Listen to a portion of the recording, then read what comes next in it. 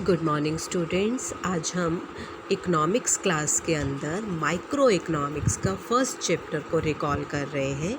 First हमारी इस chapter के अंदर कुछ की टर्म्स हैं बेटा, that is a goods and services. And what is the goods and services? जो हमारी गुड्स हैं that is a physical tangible होती हैं। फिज़िकल टेंजिबल का मतलब है जिसको हम छू सकते हैं, ठीक है। और जो ह्यूमन बींग्स को क्या करती हैं, डायरेक्टली सेटिस्फाइड करती हैं, दैट इज़ अ गुड्स, ठीक है। आप यहाँ पिक्चर में देख रहे हो, देखा हमारे पास बहुत सारे फ्रूट्स हैं, वेजिटेबल्स हैं, बहुत सारे पैकेट्स पड़े हैं, दैट इज़ अ गुड जो हमारी वांट्स को क्या कर रहे हैं, डायरेक्टली सेटिस्फाइड कर रहे हैं। And services that is a intangible. Goods tangible होती हैं एंड सर्विस इंटेंजिबल होती हैं। बोथ हमारी को क्या कर रही हैं, डायरेक्टली सेटिस्फाइड कर रही हैं, चाहे वो गुड्स है चाहे सर्विस है। टीचर आपको पढ़ा रही है, that is a service, that is a intangible, आप छू नहीं सकते हो। डॉक्टर आपको सर्विस दे रहा है, दैट इज़ अ इंटेंजिबल। तो गुड्स एंड सर्विसेज क्या है, गुड्स टेंजिबल होती हैं, सर्विस क्या होती हैं, इंटेंजिबल होती हैं हमारे लिए। नेक्स्ट चलिए हमारे पास क्या है, दैट इज़ अ कुछ बेसिक कॉन्सेप्ट है हमारे पास, that is a scarcity. Scarcity मतलब कमी। कमी क्या है कि जो ह्यूमन वांट्स है बहुत ज़्यादा अनलिमिटेड, लेकिन हमारे रिसोर्सेज क्या है, बहुत ज़्यादा कम होते हैं। हमारे रिसोर्सेज क्या है, बहुत ज़्यादा कम है, यानी कि रिसोर्सेज की जो सप्लाई है वो लेस है as compare to our demand. हमारी डिमांड ज़्यादा है, यानी कि ह्यूमन वांट्स ज़्यादा है, लेकिन उसको फुलफ़िल करने के लिए जो रिसोर्सेज है वो क्या है, कम है। चॉइस क्या है, because individual and society can never have everything they desire. आप अपना ही एग्जाम्पल है, क्या आप हर चीज़ को ले सकते हो जो आप डिज़ायर कर रहे हो? नहीं। तो इसके लिए हमें क्या करना पड़ता है, चॉइस। यहाँ आपको एग्जाम्पल देते हैं कि आप मार्केट में गए, आपको दो ड्रेसेस पसंद आए, एक ड्रेस का प्राइस क्या है, 1000 रुपीज़। तो आप दोनों में से आपको एक ही चूज़ करनी पड़ेगी, because of the scarcity of the resources. और scarcity and choice go together, जहाँ कमी है वहाँ हमें चॉइस करनी ही पड़ेगी। नेक्स्ट है opportunity cost. Opportunity cost is the next best alternative forgone. Next best alternative forgone क्या है बेटा, कि हमें एक चीज़ लेने के लिए दूसरी चीज़ को सेक्रीफाइस करना पड़े। लाइक आपके पास एक लैपटॉप है और एक आप क्या लेना चाहते हैं, एलईडी लेना चाहते हैं, दोनों का प्राइस ही कितना है, 20,000। अगर आप 20,000 यानी कि अगर आप लैपटॉप को लोगे तो आपको नेक्स्ट बेस्ट अल्टरनेटिव फोरगोन यानी कि एलईडी को भूलना पड़ेगा। अगर आप एलईडी लोगे तो आपको किसको भूलना पड़ेगा, लैपटॉप को भूलना पड़ेगा। तो that is a opportunity cost है आपके लिए। What is the meaning of the economics? Economics क्या है, इकोनॉमिक्स क्या है, that is a economic problem. Economics क्या है, ये इकोनॉमिक प्रॉब्लम से रिलेटेड है। इकोनॉमिक प्रॉब्लम क्या है, क्यों अराइज होती है इकोनॉमिक प्रॉब्लम? क्योंकि human wants are unlimited, human resources are limited and resources have alternative uses. Human wants क्या है, अनलिमिटेड, रिसोर्सेज क्या है, लिमिटेड है, और रिसोर्सेज क्या है, अल्टरनेटिव यूजेस। आपको तीन चीज़ें याद रखनी है बेटा यहाँ पर। ह्यूमन वांट्स आर अनलिमिटेड है, वांट्स क्या है, अनलिमिटेड होती है, और रिसोर्सेज क्या है, लिमिटेड है, और रिसोर्सेज के क्या है, अल्टरनेटिव यूजेस हैं। अब एक जो रैशनल जो कंज्यूमर है वो अपनी अनलिमिटेड वांट्स को लिमिटेड रिसोर्सेज से सेटिस्फाइड करना ही क्या है, रैशनल कंज्यूमर की एक पहचान है। नेक्स्ट आ जाता है, what are the 3 types of the economics? कौन सी 3 तरह की इकोनॉमिक्स है हमारे पास? फर्स्ट है हमारे पास मार्केट इकॉनमी यानी कि capitalist and the free economy, जिसमें कोई भी decision like production, consumption, exchange of goods and services है वो हम मार्केट पे छोड़ देते हैं। यानी कि मार्केट जो है अपने आप, जहाँ पर डिमांड और सप्लाई का इक्विलिब्रियम होता है, जो आप नेक्स्ट चैप्टर में पढ़ोगे, डिमांड क्या है, सप्लाई क्या है, इक्विलिब्रियम कैसे होता है, तो जहाँ पे वो इक्विलिब्रियम होता है जो प्राइस डिटरमिन होता है वो मार्केट प्राइस यानी कि फ्री इकॉनमी में डिटरमिन कर दिया जाता है। सेकंड है central planned economy, means controlled economy. जितना भी डिसीज़न है वो सारा का सारा डिसीज़न कौन लेती है, गवर्नमेंट लेती है।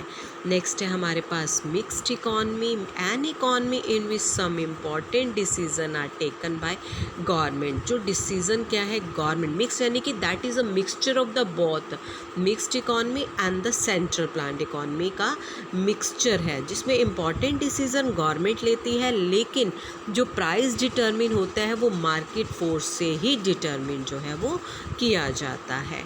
नेक्स्ट है हमारे पास what is the difference between the micro economics and the macro economics.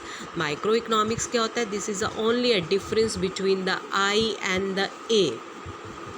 I means कि हम किसी अगर एक सिंगल इकोनॉमिक वेरिएबल के बारे में स्टडी करते हैं, that is a micro economics. When we study aggregate, aggregate यानी कि टोटल इनकम यानी कि नेशनल इनकम, नेशनल आउटपुट के बारे में हम स्टडी करते हैं तो हम मैक्रो इकोनॉमिक्स में करते हैं। Micro is a narrow concept and macro is a wide यानी कि ब्रॉड कॉन्सेप्ट है। माइक्रो इकोनॉमिक्स में हम स्टडी करते हैं प्राइस थ्योरी के बारे में, और इसमें हम स्टडी करते हैं इनकम एंड एम्प्लॉयमेंट थ्योरी के बारे में। It deals with the flow of various factor of production. हम इसमें वेरियस फैक्टर ऑफ प्रोडक्शन यानी कि land, labour, capital, entrepreneur, single owner, single user की हम बात करते हैं, लेकिन इसमें हम लैंड, लेबर, कैपिटल कंबाइंड की बात करते हैं। कंबाइंड को जब इनकम मिलती है, इनकम के बाद उसको खर्च करते हैं, खर्च करने के बाद प्रोडक्शन बढ़ती है, तो यानी कि हम सर्कुलर में बात करते हैं इस तरीके से। It helps in developing policies, appropriate resources distribution at level। हम यहाँ पर स्टडी करते हैं कि हम लैंड को रेंट दे रहे हैं, लेबर को वेजेस दे, यानी कि इंडिविजुअल के बारे में हम स्टडी करते हैं। लेकिन यहाँ पर हम रिसोर्सेज का डिस्ट्रीब्यूशन यानी कि इन्फ्लेशन, अनएम्प्लॉयमेंट यानी कि पूरी की पूरी इकॉनमी के बारे में जब हम स्टडी करते हैं, that is a macro economics. Now next है हमारे पास topic what is the economic problem. Economic problem क्या है, क्यों इकोनॉमिक प्रॉब्लम अराइज होती है, that is a problem of choice. Economic problem क्या है, that is a problem of choice. Problem of choice क्यों अराइज होती है, because of the limited resources and the alternative uses. तो हम यहाँ पर 3 चीज़ों को स्टडी कर रहे हैं बेटा। First one is a human wants are unlimited, resources are limited and resources has the alternative uses. आपके पास तो बहुत सारी वांट्स हैं, आपके पास स्कूटी भी होनी चाहिए, बाइक भी होनी चाहिए, कार भी होना चाहिए, अच्छा घर भी होना चाहिए, that is a human want जो क्या है अनलिमिटेड है। और रिसोर्सेज क्या है लिमिटेड, यानी कि मनी क्या है लिमिटेड है, लेकिन मनी के क्या है अल्टरनेटिव यूजेस हैं। तो that is a economic problem. Human wants are unlimited, resources are limited and resources have alternative uses. Now the next one is the central problem.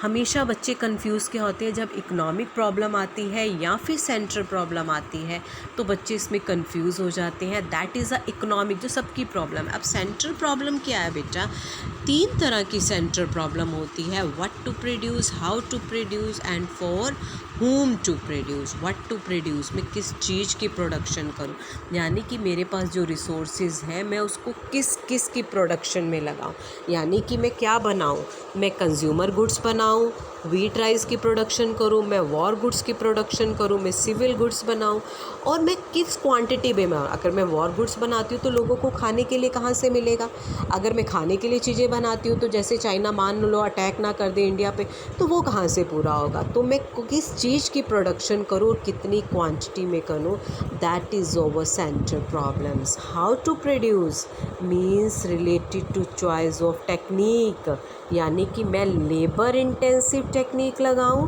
या फिर कैपिटल इंटेंसिव टेक्निक लगाऊं।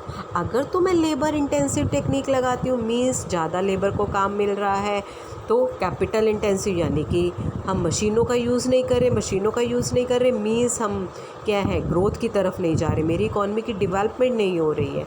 अगर तो मैं कैपिटल इंटेंसिव का use करती हूँ means labour कम लग रही है, तो अनएम्प्लॉयमेंट फैलता जा। तो मैं क्या करूं, मैं लेबर इंटेंसिव टेक्निक का यूज़ करूं या फिर कैपिटल इंटेंसिव टेक्निक का यूज़ करूँ। फॉर होम टू प्रोड्यूस, मैं किसके लिए प्रोड्यूस करूँ, मैं ज़्यादा रिच के लिए बनाऊँ, मैं ज़्यादा गरीब के लिए बनाऊँ, मैं मिडिल क्लास के लिए बनाऊँ, मैं किसके लिए प्रोड्यूस करूँ, मेरे लिए प्रॉब्लम क्या है, problem of distribution of total production, मैं टोटल प्रोडक्शन का डिस्ट्रीब्यूशन कैसे करूँ, अमीरों के बीच में करूँ, गरीबों के बीच में करूँ, मिडिल क्लास के बीच में करूँ, किसके बीच में करूँ। तो that is the economic problem and the central problem. And the next one is the production possibility curve. That is the most important topic है बेटा आपके लिए। Production possibility curve shows the combination of the two goods which can be produced with the given resources and the technology of production. यानी कि ये define तो I hope कि आप सबको लर्न हो ही चुका होगा, ठीक है, ऑनलाइन क्लास के साथ साथ। It is also known as the transformation curve, production possibility frontier, production possibility boundary, इन सब में हम प्रोडक्शन पॉसिबिलिटी को स्टडी करते हैं। नेक्स्ट है हमारे पास व्हाट इज़ द एजम्पशंस। हमने क्या लिए, रिसोर्सेज लिए, हमने क्या लिए, टेक्नोलॉजी ली। फर्स्ट क्या है, रिसोर्सेज क्या रहेंगे, फिक्स रहेंगे, टेक्नोलॉजी क्या है, अनचेंज रहेगी। अब रिसोर्सेज का यूज़ क्या होगा, फुली एम्प्लॉयड, जितने भी रिसोर्सेज है फुली एम्प्लॉयड यानी कि काम कर रहे होंगे, और जितने भी रिसोर्सेज हैं उनको इक्वली यूज़ किया जाएगा। यानी कि अगर एक प्रोडक्शन से निकालते हैं तो दूसरी गुड्स की प्रोडक्शन में यूज़ करेंगे, ठीक है। तो दैट इज़ जो resources are transfer from one good to another use करते हैं, दैट इज़ द MOC, जिसे हम क्या बोलते हैं, MOC, मार्जिनल अपॉर्चुनिटी कॉस्ट बोला जाता है। What is the shape of the PPC? The shape of the PPC is the concave shape. आपको बताया कि क्या रीज़न है, जो PPC की शेप है वो डिपेंड करती है MRT या फिर MOC पर। अगर तो MOC इंक्रीज़ है तो मेरी शेप क्या होगी, कनकेव होगी। अगर मेरी MOC डिक्रीज़ है तो शेप क्या होगी, कन्वेक्स टू द ओरिजिन होगी। अगर MOC कांस्टेंट है यानी कि इक्वल, मैंने आपको करके बताया था 3:1, 3:1, 3:, यानी कि 3:3 का गैप आ रहा था, तो जो PPC की शेप है वो क्या होगी, स्ट्रेट लाइन आएगी। अब नेक्स्ट चलिए, that is the shape of the PPC and that is the shifting of the PPC. Shifting, यहाँ पर हमने क्या किया है, शिफ्टिंग दिखाई है बेटा आपको। शिफ्टिंग क्या है, दैट इज़ यहाँ पर हमेशा आपको लेबलिंग करनी है, good X and good Y।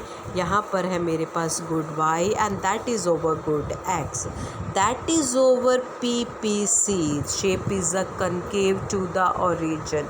whenever resources are increase, whenever technology are upgrade, our PPC क्या हो जाएगी, shift to the rightward shift हो जाएगी। अगर मेरे रिसोर्सेज डिक्रीज़ हो जाते हैं, डिक्रीज़ कैसे हो गए, मैंने बताया था कोरोना के कारण हमारा काम नहीं चल पा रहा है, काम नहीं चला था तो रिसोर्सेज क्या थे, बेकार हो गए थे, तो हमारी PPC लेफ़्ट वर्ड शिफ्ट हो जाएगी। रिसोर्सेज इंक्रीज़ होते हैं तो राइट वर्ड शिफ्ट होती है, रिसोर्सेज डिक्रीज़ होते हैं तो लेफ़्ट वर्ड शिफ्ट हो जाती है। Now the next one is what is the rotation of the PPC। What is the rotation of the PPC? Rotation क्या होता है, शिफ्टिंग। जब हम X और Y दोनों एक्सिस को मूव कर जाते हैं, that is the shifting. Rotation क्या है, जब हम केवल एक X को ही मूव कर पाते हैं। यानी कि मेरे पास दो रिसोर्सेज हैं, गुड X है और गुड Y है, जिसमें मैं रिसोर्सेज लगा रही हूँ। यानी कि मैंने अब मशीन जो ली है, न्यू मशीन अपग्रेड की है, जो मैंने X गुड की प्रोडक्शन पे लगा दी, Y पे कोई चेंज नहीं किया, तो मेरा जो PPC है Y पे सेम रहेगा, X पे क्या हो जाएगा, रोटेट हो जाएगा। अगर वही मशीन मेरी ख़राब हो जाती है तो मेरा PPC लेफ़्ट वर्ड हो जाएगा। सेम ऐसे ही हम Y को भी क्या करेंगे बेटा, रोटेट करेंगे। अगर टेक्नोलॉजी Y की अपग्रेड होती है तो Y जो है वो राइट वर्ड जो रोटेट करता है। अगर टेक्नोलॉजी डिग्रेड हो जाती है तो वो लेफ़्ट वर्ड जो है वो रोटेट कर जाता है। तो that is the rotation of the PPC। Next क्या है, what is a opportunity cost. Opportunity cost आपको बताया next best alternative forgone. Forgone क्या था कि commodity is the amount of the other commodity that has forgone to either to produce the first one. Like एक आपको example भी दिया था, मान लीजिए कि आपको बैंक की जॉब मिल गई है। जब आपको बैंक की जॉब मिली 45,000 की, उससे पहले आपके पास दो ऑप्शन और थी, एक 30,000 और एक 35,000। आपको बैंक की जॉब मिली 45,000, आपको नेक्स्ट बेस्ट अल्टरनेटिव क्या फोरगोन करना पड़ा, 35,000। That is our opportunity cost. It is also known as the economic cost. इसको इकोनॉमिक कोस्ट भी कहते हैं।